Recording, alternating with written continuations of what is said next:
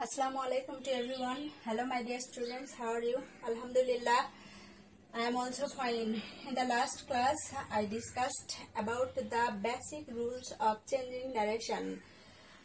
Today, I will discuss about the second part of changing narration on the basis of different kinds of sentences. My dear students, গত ক্লাসে আমি তোমাদের যে এক্সাম্পলগুলো দেখিয়েছিলাম সেগুলো মূলত অ্যাসার্টিভ সেন্টেন্সের উপর। তো আজকে আমি আর অ্যাসার্টিভ সেন্টেন্স নিয়ে সেজন্য আলোচনা করব না, সরাসরি ইন্টারোগেটিভ সেন্টেন্সে চলে যাব। তো এখানে খেয়াল করো, তিনটা এক্সাম্পল দেওয়া হয়েছে ইন্টারোগেটিভ সেন্টেন্সেস। আমরা আগে শিখেছি যে ইন্টারোগেটিভ সেন্টেন্স দুই ধরনের, একটা হচ্ছে ইয়েস নো কোশ্চেনস আর একটা হচ্ছে ডব্লিউএস কোশ্চেনস। ইয়েস নো কোশ্চেনস গুলা যে সেন্টেন্সের উত্তর হ্যাঁ অথবা না দিয়ে দেয়া যায়, সেই কোশ্চেনস গুলোকে আমরা ইয়েস নো কোশ্চেনস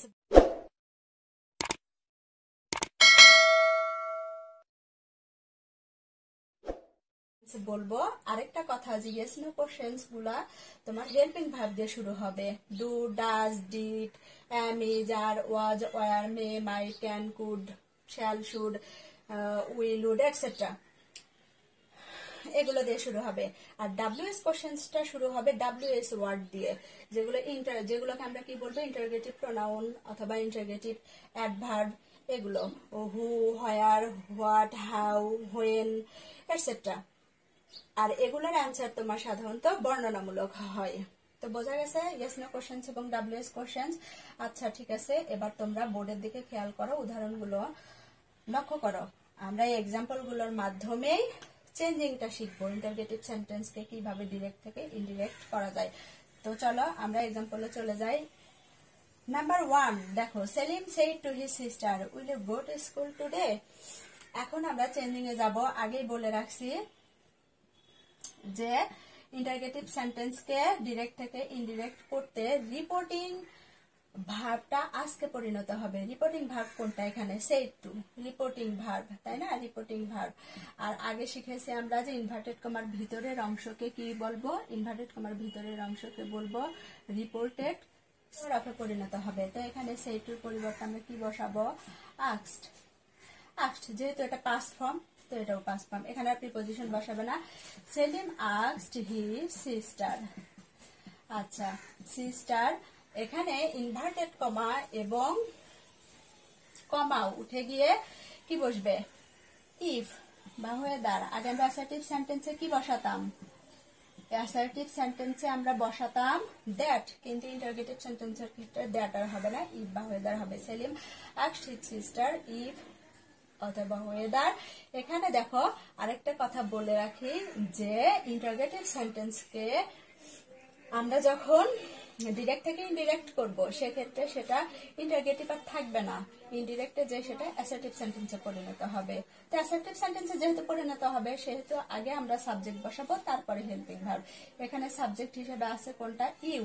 ইউটা কি? Second person. আগে আমরা শিখেছি যে ইউ কাকে ফলো করবে?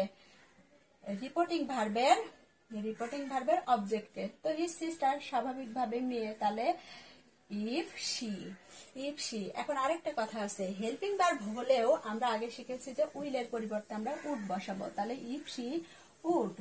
যেহেতু অ্যাসার্টিভ হবে ইনডিরেক্টে যে, সেহেতু হেল্পিং ভার্বটা কি হলো? সাবজেক্টের পরে বসলো। If she would go to school. আচ্ছা, স্কুল। আচ্ছা, টুডে থাকলে আরেকটা জিনিস শিখেছি যে টুডে থাকলে কি হবে? That day. School that day. তখন আর ইন্টারোগেটিভ সেন্টেন্স হবে না, ফুল স্টপ হবে, যে অ্যাসার্টিভ সেন্টেন্স। তাহলে Salim asked his sister if she would go to school that day. আচ্ছা, সেকেন্ড এক্সাম্পল খেয়াল করবো আমরা একই ভাবে। দেখো, Moni said to Imran, do you like to read poetry. এখানে আমরা দেখব তাহলে কিভাবে লিখব। মনি আস্কড ইমরান, এখানে কিন্তু প্রিপজিশন বসবে না, ইনডিরেক্টে সরাসরি আস্কড ইমরান ইফ। এখন আমরা খেয়াল করি, দেখো এখানে ডু দিয়ে শুরু হয়েছে, ডু হেল্পিং ভার্ব। আমরা জানি ডু ডাস প্রেজেন্ট ইনডেফিনিট টেন্সে বসে সাহায্যকারী ভার্ব হিসেবে। তো স্বভাবত এই সেন্টেন্সটা প্রেজেন্ট ইনডেফিনিট টেন্সে আছে, রিপোর্টেড স্পিচটা। তো এক্ষেত্রে আমরা ইনডিরেক্টে যে এটাকে কি করব, ইনডিরেক্টে যে এটাকে অ্যাসার্টিভ তো করবই, এবং সেটা পাস্ট ইনডিফিনিট টেন্সে করতে হবে। তো এক্ষেত্রে দেখো সাহায্যকারী ভার্বটা কি আছে, ইউ। তাহলে ফলো করবে কাকে, এর অবজেক্টকে, রিপোর্টিং ভার্বের অবজেক্টকে। এখানে অবজেক্ট ইমরান, তাহলে ইমরানের পরিবর্তে আমরা হি বসাতে পারি, ব্র্যাকেটে আমরা এর সাইন হিসেবে আই ইমরান, যেহেতু এর আগে আছে কি মনি। আচ্ছা, ইফ হি তারপর কি হবে, ভার্বটা হবে, যেহেতু এটা অ্যাসার্টিভ করব আমরা এবং পাস্ট ইনডিফিনিটে করব, if he liked two read poetry. বুঝতে পেরেছ? আচ্ছা, এবার আমরা যাব থার্ড এক্সাম্পলে। দেখো থার্ড এক্সাম্পলে রিপোর্টেড স্পিচটা শুরু হয়েছে কি দিয়ে, WH কোশ্চেন দিয়ে, হোয়াট আর ইউ ডুইং। তাহলে আমরা এটা ইনডিরেক্টে কি লিখব, এটা আমরা ইনডিরেক্টে লিখব। দেখো হি আস্কড মি। এখন এখানে কথা হচ্ছে WH ওয়ার্ড দিয়ে যদি শুরু হয় তাহলে আমরা ইট বা ওয়েদার বসাবো না, এক্ষেত্রে ওই WH ওয়ার্ডটাই বসবে। তাহলে আস্কড মি হোয়াট। আচ্ছা ঠিক আছে, এটাও একই কথা, বেসিক রুলস গুলোতে একই থাকে তাই না। তাহলে আমরা সাবজেক্ট করব, যেহেতু সাবজেক্ট চেঞ্জ করব, ইউটা পরিবর্তিত হবে কি অনুযায়ী, এর অবজেক্ট অনুযায়ী, যেহেতু সেকেন্ড পারসন। তাহলে মিকে তো আর সাবজেক্ট হিসেবে বসাতে পারি না, মির সাবজেক্টিভ ফর্ম হলো আই। তাহলে he asked me what I. এখন এটা খেয়াল করো, হোয়াট আর ইউ ডুইং, তার মানে ইউ আর ডুইং কোন টেন্সে আছে, প্রেজেন্ট কন্টিনিউয়াস। তো স্বভাবতই তোমার করেসপন্ডিং অনুযায়ী কি হবে, পাস্ট কন্টিনিউয়াস, এর করেসপন্ডিং টেন্স হবে। তাহলে আই, হোয়াট আই, আর আই এর সাথে কি হবে, was, what I was doing, full stop. বোঝা গেছে?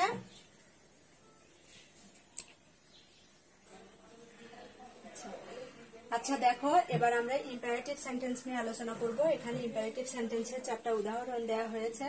আমরা জানি ইম্পারেটিভ সেন্টেন্স হচ্ছে যে সেন্টেন্স দ্বারা অনুরোধ, আদেশ, নিষেধ, উপদেশ ইত্যাদি বোঝাবে, এগুলোকে আমরা কি বলবো, ইম্পারেটিভ সেন্টেন্স। তো দেখো বোর্ডে খেয়াল করো, প্রথম সেন্টেন্সটা দেওয়া হয়েছে, he said to me please give me a glass of water. এটার দ্বারা কি বোঝাচ্ছে, এটার দ্বারা কি বোঝাচ্ছে, রিকোয়েস্ট বোঝাচ্ছে। তো রিকোয়েস্ট বোঝালে কি হবে, দেখো রিপোর্টিং ভার্বটা কিসে পরিণত হবে, রিকোয়েস্টে পরিণত হবে। তাহলে কি হবে, হি রিকোয়েস্টেড মি। এখানে প্রিপজিশনটা হবে না, he requested me, inverted comma উঠে গিয়ে এরপরে কি বলবে, সরাসরি একটা টু বলবে, টু দিয়ে তারপরে মেইন ভার্ব থেকে শেষ পর্যন্ত, রিপোর্টেড স্পিচের মেইন ভার্ব থেকে শেষ পর্যন্ত। তাহলে রিকোয়েস্টেড মি টু গিভ। এখন এখানে একটা কথা আছে, যেহেতু মি আছে ফার্স্ট পারসন তো কাকে ফলো করবে, ফার্স্ট পারসন তো অবশ্যই রিপোর্টিং ভার্বের সাবজেক্টকে ফলো করবে। তাহলে গিভ হিম, যেহেতু আমরা অবজেক্ট হিসেবে বসাবো, সেহেতু কি হিসেবে অবজেক্টিভ ফর্মই বসবে হির। তো he requested me to give him a glass of water. আচ্ছা, পরের সেন্টেন্সটা খেয়াল করো, the teacher said to the students always speak the truth. এটা দ্বারা কি বোঝাচ্ছে, অলওয়েজ স্পিক দ্য ট্রুথ, সবসময় সত্য কথা বলবে, দেশের সেবা করবে, এগুলো সাধারণত কি বোঝায়, অ্যাডভাইস বোঝায় তাই না। তো এখানে আমরা কি দিব, যেহেতু অ্যাডভাইস, তো রিপোর্টিং ভার্বটাও আমরা পরিবর্তন করে দিব ইনস্ট্রাকশন অনুযায়ী। তাহলে যেহেতু অ্যাডভাইস, তাহলে the teacher advised the students, আবার একই কথা, আমরা কমা, ইনভার্টেড কমা তুলে দিয়ে একটা টু বসাবো, দিয়ে মূল ভার্ব থেকে শেষ পর্যন্ত, to speak the truth always. বুঝেছ? আচ্ছা, আমরা পরের সেন্টেন্সটা খেয়াল করি। দেখো নম্বর 3, he said to me do not do this. এটা কি নেগেটিভ, নিষেধ বোঝাচ্ছে যে এটা করিও না। তো এই ধরনের সেন্টেন্সে যখন তোমার আদেশ, নিষেধ, উপদেশ এগুলো বুঝাবে না, তখন কি বলবো আমরা, টোল্ড। হি, এটা পরিবর্তিত হয়ে আমরা কি দিব, টোল্ড। হি নেগেটিভ হলে টুর আগে জাস্ট একটা নট বলবে। He told me not to do. এখন দেখো দিস আছে, আমরা জানি দিস থাকলে দ্যাট হয়, নট টু ডু দ্যাট। এখন নাম্বার 4, নাম্বার 4-এ আছে দেখো Kamal shed to me let us go out for a walk. তো এক্ষেত্রে আমরা ইনডিরেক্টে কি লিখবো? এক্ষেত্রে আমরা ইনডিরেক্টে, এখন সেন্টেন্সটা খেয়াল করো, সেন্টেন্সটার দ্বারা প্রস্তাব বোঝানো হয়েছে যে চলো আমরা কি বাইরে বেড়াতে যাই। তো এক্ষেত্রে আমরা কি বলবো? যেহেতু প্রস্তাব, এখানে আমরা এই সেন্টেন্সটা আসলে প্রপোজাল ভিত্তিক, তাই না? প্রপোজাল বুঝিয়েছে। তো এক্ষেত্রে আমরা কি দিব? কামাল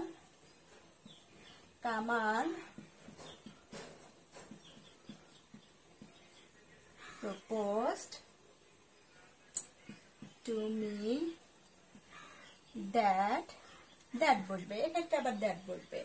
দ্যাট বসে এক্ষেত্রে আমরা উই শুড, লেটাসের পরিবর্তে আমরা কি দিব? উই শুড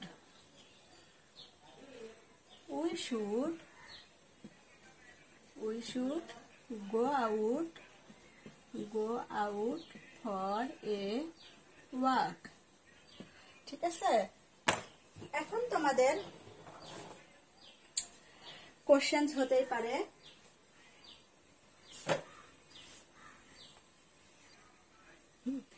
এখন তোমাদের আরেকটা এক্সাম্পল দিয়েছি যে প্রস্তাব যদি না বোঝায়, লেট দ্বারা যদি প্রস্তাব না বোঝায়, সেক্ষেত্রে কি করবে? দেখো সেন্টেন্সে Kamal said let him say whatever he likes, তাকে বলতে দাও যা সে বলতে পছন্দ করে। তাহলে ইনডিরেক্টে যে আমরা কামাল সেইড দ্যাট, এখানে সেইডই হবে, কিন্তু যখন প্রস্তাব বুঝাবে তখন হবে প্রপোজড দ্যাট, তারপরে উই শুড অথবা দে শুড। ঠিক আছে? এখন এখানে আমরা দেখবো যে তাহলে যেহেতু প্রস্তাব বুঝাইনি এই সেন্টেন্স দ্বারা, সেটা এখানে হবে কামাল সেইড দ্যাট। আমরা এখানকার যে আছে তার সাবজেক্টিভ ফর্ম বসাবো, তাই না? এটার said that let him say whatever he likes, তাহলে এখানে এই সাবজেক্টটাই আগে বসবে। ঠিক আছে? এই সাবজেক্টটাই বসবে। হি, তারপরে একটা মাইট, তারপরে মূল ভাগ থেকে শেষ পর্যন্ত করেসপন্ডিং টেন্সে হবে। এখানে এই টেন্সটা আছে কি প্রেজেন্ট ইনডিফিনিট, তো এখানে পাস্ট ইনডিফিনিট টেন্সে হলো। ঠিক আছে? Kamal said that he might say whatever he liked. এবার আমরা যে উদাহরণটা দিয়েছি সেগুলো কি অপটেটিভ সেন্টেন্স। অপটেটিভ সেন্টেন্স কি বুঝাবে? যে সেন্টেন্স দ্বারা মনের ইচ্ছা বা প্রার্থনা করা বুঝাবে, সেই সেন্টেন্স গুলোকে আমরা কি বলবো? Optative sentence. বাংলাদেশ দীর্ঘজীবী হোক, আল্লাহ তোমার মঙ্গল করুন, আল্লাহ তোমাকে পাশ করায় দিক, এই টাইপের সেন্টেন্স গুলোকে আমরা কি বলবো? Optative sentence. তো উদাহরণটা খেয়াল করে দেখো, father said to me may God bless you. তো এক্ষেত্রে আমরা কিভাবে করব? এক্ষেত্রে যেহেতু প্রার্থনা করা বুঝাচ্ছে, মনের ইচ্ছা করা বুঝাচ্ছে, সেহেতু রিপোর্টিং ভার্বটা পরিবর্তিত হয়ে উইশ বা প্রে হবে। তাহলে এখানে কি হবে? ফাদার প্রেড বা উইশড, যেহেতু গডের কাছে গড ব্লেস ইউ, তাহলে উইশ বা প্রেড। আচ্ছা, প্রেড দ্যাট। এখানে মিট আমরা দেব না, কারণ এখানে অবজেক্টটা দিলে অবজেক্টের কাছে উইশ করা হবে, তাই না? কিন্তু আমরা তো অবজেক্টের কাছে উইশ করছি না, এখানে সানের কাছেও না, মির কাছেও না, এটা উইশ করছি আমরা বিধাতার কাছে। তো সেক্ষেত্রে আমরা এখানে অবজেক্ট বসাবো না। Father prayed that. এখানে এখন রিপোর্টেড স্পিচের সাবজেক্ট কোনটা? গড, তাই না? আর মেয়ের পরিবর্তে আমরা কি বসাবো? মাইট। গড মাইট ব্লেস, মেয়ে থাকলে মাইট হয়, আগে জানি, মাইট ব্লেস। এখন হচ্ছে ইউ, আমরা অবজেক্টটাকে যে বসাবো, এখন দেখো এটা সেকেন্ড পারসন আছে, সেকেন্ড পারসন কাকে ফলো করবে? সেকেন্ড পারসন ফলো করবে রিপোর্টিং ভার্বের অবজেক্টকে, তাই না? রিপোর্টিং ভার্বের অবজেক্ট তো মি আছে, মি অবজেক্ট হিসেবেই আছে, তো সেক্ষেত্রে ব্লেস মি। ঠিক আছে? That God might bless me, বাবা প্রার্থনা করলেন যাতে আল্লাহ আমাকে বা বিধাতা আমাকে আশীর্বাদ করে। পরেরটা দেখো, father said to his son may you pass the exam. একই কথা, তাই না? এটাও প্রার্থনা করা বোঝাচ্ছে। তাহলে আমরা লিখতে পারি ফাদার উইশড, আচ্ছা ফাদার উইশড দ্যাট, এখানে ইউটা সাবজেক্ট, তাই না, সেকেন্ড পারসন। তো তাহলে সেকেন্ড পারসনটাকে এর অবজেক্টকে ফলো করবে, হিজ সান। তাহলে ফাদার উইশড দ্যাট হি, এখানে হি হচ্ছে, আমরা ব্র্যাকেটে সান লিখে দিতে পারি, that he might pass the exam. ঠিক আছে, এক্সাম। ওকে, বোঝা গেছে? আচ্ছা ঠিক আছে। ওকে স্টুডেন্টস, আমরা এখন পরবর্তী নেক্সট সেন্টেন্সে চলে যাচ্ছি, এক্সক্লেমেটরি সেন্টেন্স। এখানে খেয়াল করো, এক্সক্লেমেটরি সেন্টেন্সটা কি জিনিস। আমরা আগে জেনেছি যে যে সেন্টেন্স দ্বারা আনন্দ, উচ্ছ্বাস, ঘৃণা, ভয়, ভীতি ইত্যাদি প্রকাশ পাবে, লজ্জা, এগুলো প্রকাশ পাবে, এই ধরনের সেন্টেন্স গুলোকে আমরা কি বলবো, exclamatory sentence.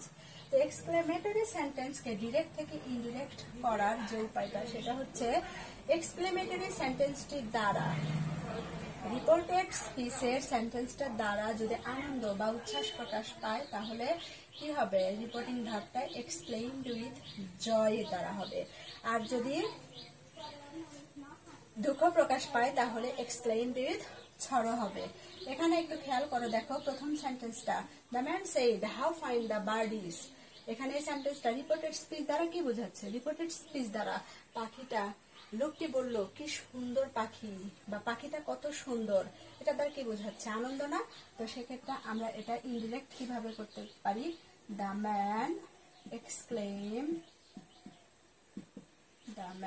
exclaimed with joy that, আচ্ছা ঠিক আছে দিলাম। এখন হচ্ছে রিপোর্টেড স্পিচের সাবজেক্টটা বসবে, কমা এবং ইনভার্টেড কমা উঠে গিয়ে দ্যাট বললো, রিপোর্টেড স্পিচের সাবজেক্ট দ্য বার্ড। আচ্ছা এখানে খেয়াল করো, ইজ আছে যেহেতু, সেহেতু আমরা এটাকে প্রেজেন্ট ফর্মে ধরবো। তো দ্য বার্ড ইনডিরেক্টে যে কি হবে, পাস্ট ফর্মে হবে। দ্য বার্ড ওয়াজ, এখানে একটা কথা আছে যে হাউ বা হোয়াট দ্বারা যদি এক্সক্লেমেটরি সেন্টেন্স শুরু হয়, সেক্ষেত্রে এখানে একটা আর্টিকেল বসবে, এ অথবা অ্যান্ড বসবে। তাহলে দ্য বার্ড ওয়াজ,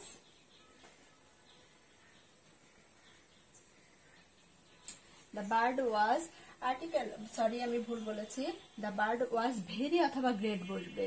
তাহলে কি হবে, the bird was very fine. ঠিক আছে, আর আর্টিকেল যদি থাকে সেন্টেন্সের ভিতর, সেক্ষেত্রে বসবে। আচ্ছা পরের সেন্টেন্সটা খেয়াল করি, দেখো, he said alas I am undone, হাই আমার পরা কপাল। এই সেন্টেন্স দ্বারা কি বোঝাচ্ছে, এই সেন্টেন্স দ্বারা দুঃখ প্রকাশ বোঝাচ্ছে। তাহলে আমরা কি লিখব, হি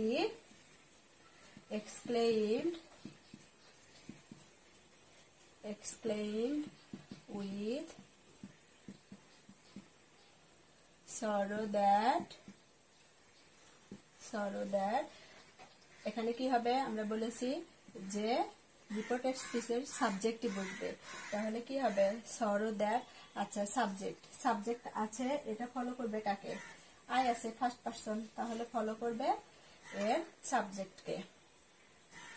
তাহলে এখানে কি হবে, হি, sorrow that হি প্রেজেন্ট ফর্মে আছে, সেহেতু পাস্ট ফর্মে হবে হি ওয়াজ আনডান। এখানে ভেরি বা গ্রেট দেওয়ার প্রয়োজন হয়নি, কারণ সেন্টেন্সটা হাউ বা হোয়াট দ্বারা শুরু হয়নি। তো শিক্ষার্থী বন্ধুরা, আজকের মতো ক্লাস এই পর্যন্তই। তোমরা বাসায় এটা প্র্যাকটিস করবে, বুঝতে সমস্যা হলে ক্লাসটা বারবার দেখবে, ইভেন তোমরা বইয়েরও হেল্প নিতে পারো, নিয়ে দেখবে। নেক্সট ক্লাসে আমরা প্যাসেজ ন্যারেশন নিয়ে আলোচনা করব, যেটা হবে ন্যারেশনের লাস্ট ক্লাস, পার্ট 3। ঠিক আছে, সবাইকে ধন্যবাদ, ভালো থেকো, সুস্থ থেকো, আল্লাহ হাফেজ।